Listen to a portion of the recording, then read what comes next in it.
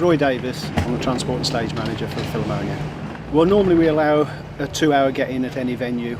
That's getting the lorry here, getting on the dock, unloading it, setting all the large instruments up, percussion-wise, timpani, and at certain venues actually laying the platform out with chairs and music stands.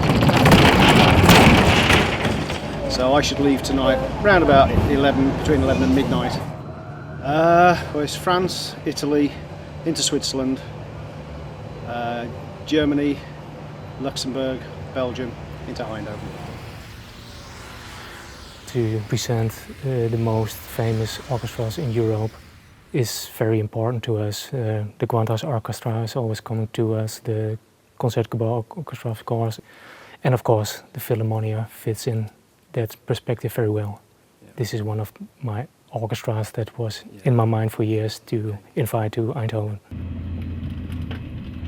We're in the middle of a tour at the moment. We've just had 2 days in Italy, followed by a day in Zurich, and then 1 day back in London, well in fact less than 1 day back in London, and we're on the way now to Eindhoven. We're going to be going to Amsterdam the following day and then Berlin. In September, for instance, we're away more than half of the month. I think November and December we're actually in England for the whole of those 2 months.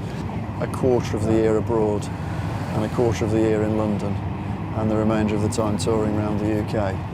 I don't think that there's any orchestras in London that could survive only from playing in London. So from that point of view, the touring is very important. Obviously it's a big source of income for the orchestra and therefore for the individual members personally as well. The really important thing about touring is the chance to get to play in all these amazing concert halls around the world. I mean, this week, for instance, if you're playing in the Philharmonia in Berlin, going to Amsterdam to the Concertgebouw, but the chance to play in these fantastic halls around Europe, that's one of the major things about touring for an orchestra.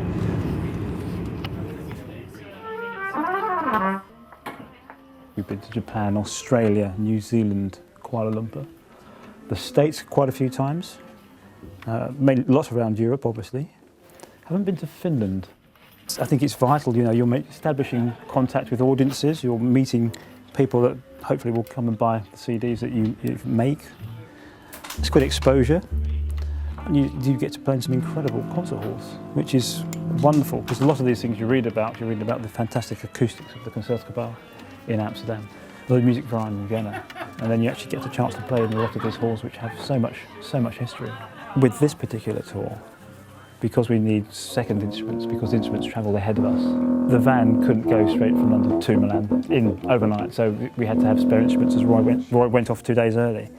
And Mansell just books us and comes and chases after us to make sure we go around, so we don't really see too much of Mansell.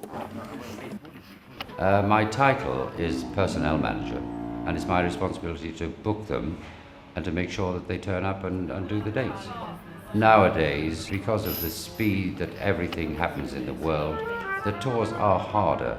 The stress for the players, I mean, everyone, me included of course, feel very fatigued. But I don't have to play in the concert at night, and they do.